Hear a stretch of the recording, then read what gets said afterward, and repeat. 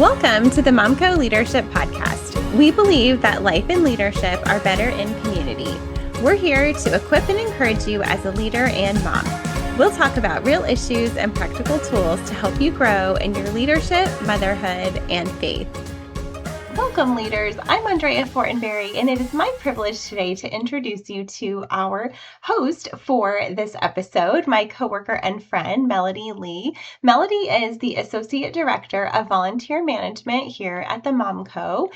In this episode, which is part of our Women's Health series and our January leadership tip, she is going to share with you what she's learned about how to be kind to your body. I know you're going to love what she has to say. As we settle in today, I want to invite you to take a deep breath. Really, right now where you are, put your shoulders down, unclench your jaw, set down whatever you might be holding, close your eyes, open your heart, take a deep breath. Go ahead, do it again if you need to. Because today I want to talk to you about something that many of us rarely give ourselves permission to think about: being kind to ourselves. Now, I didn't grow up hearing language really about listening to your body or honoring your limits. I grew up hearing more things like just push through, right? Be strong and you'll be just fine. And maybe you've lived your own version of that. But let me tell you a little bit about my recent story. 5 years ago, I had knee replacement surgery, and this past year, I had my other knee done. And there's nothing quite like a major surgery to make you realize that your body has been trying to get your attention.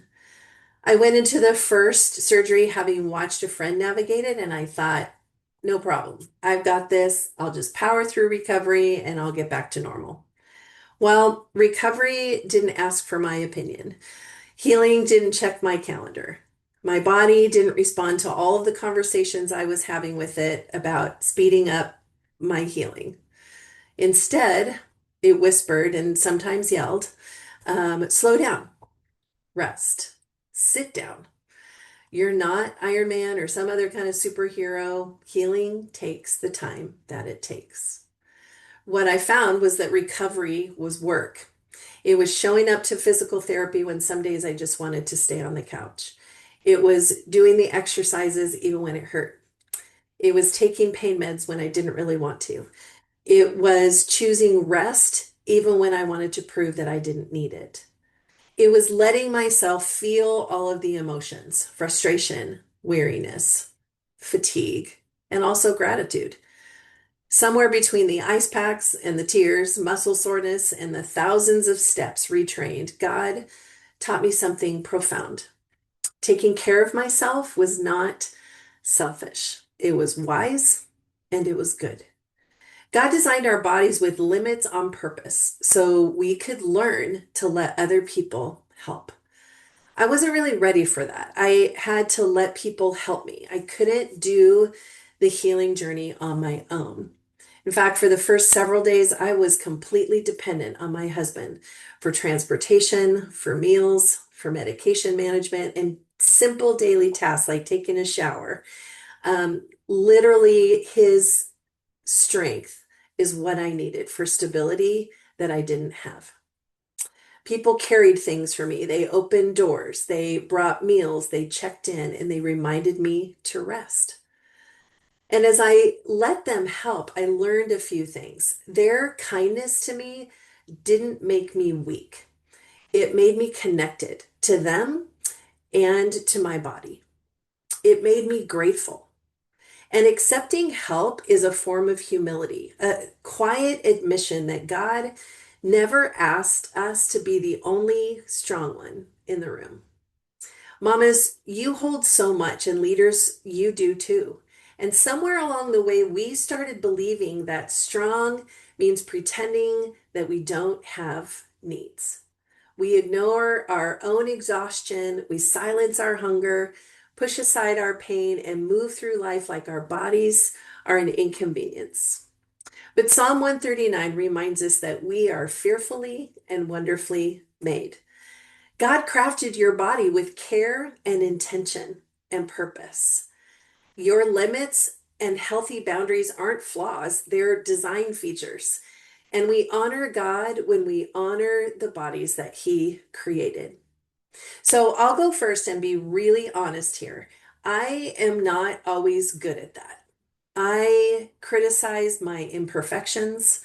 I judge myself harshly for the extra pounds I carry, and I don't always speak kindly to myself. Maybe you do this sometimes too. My recovery taught me something that I won't soon forget. I can do hard things, but I don't have to do them harshly. And I don't have to do them quickly.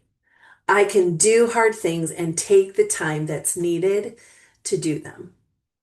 You, mama, can show up for your kids and you can take a nap.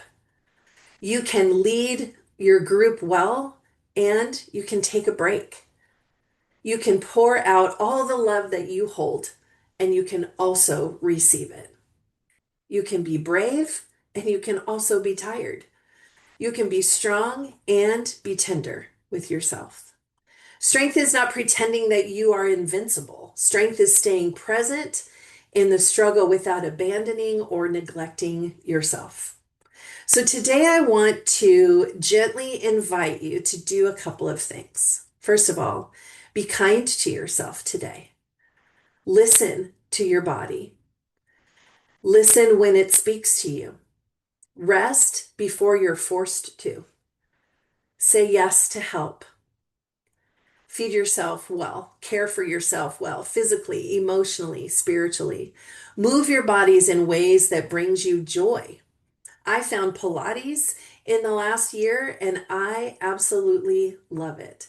Move your body in a way that brings you joy. Treat your body as a beloved creation of God because it is. That might be hard for you to believe as it is for me, and that's okay, but it is true. So sit with that thought for a minute. You are fearfully and wonderfully made by a God who loves you and created you with intent and purpose. My knee replacement journey has taught me that healing is holy. Slowing down is sacred. Letting others help is courage. And being kind to your body and yourself is honoring the God who formed you wonderfully and intentionally and loves you so very much. Moms, leaders, sisters, friends, you are allowed to take care of you. Your body is not your enemy. It is your companion on this earth. And it deserves the kindness from you most of all. You can do hard things, my friends, and you can do them gently. I'm praying for you in this journey as we move towards healthy living together. Leaders, we know that your time is valuable. We're proud of you for investing in yourself by listening in today. We know that when you invest in moms, you change the world. We believe in you and we're cheering for you.